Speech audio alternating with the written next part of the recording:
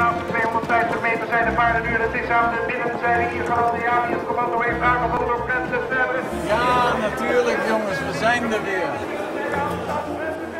Weet je wat me het meeste geld gekost heeft in mijn leven? Langzame paarden en snelle vrouwen.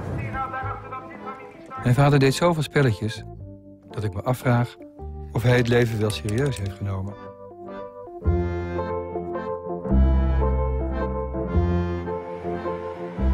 De echte grote gokker, die zet zichzelf op het spel. Die speelt uiteindelijk een of andere variant van Russische roulette.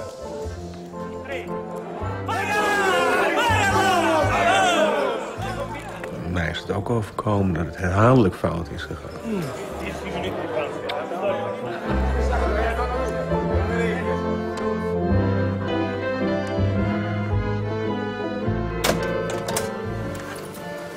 Kijk, ik kreeg het geld waar ik mee gok uit de oplichting.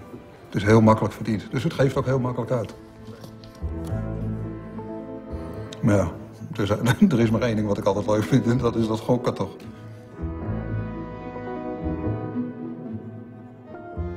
Dit is Janine. Gelukkig getrouwd nu met een ander. Elisabeth, ja. Veel te jong. En Marina, ja, die hield op een gegeven ogenblik niet van gokken. Deelnemer met Naperishwa in het gezelschap. Kijk, die mensen hebben allemaal zekerheid, maar er is één ding in mijn leven, alles is onzeker. Yalsadan is uit de wedstrijd. Neshuka is uit...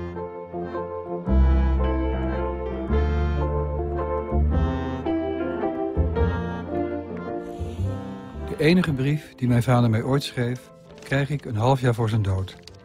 John, je vader heeft het ei van Columbus uitgevonden. Misschien mag ik het geen succes noemen, maar stom geluk.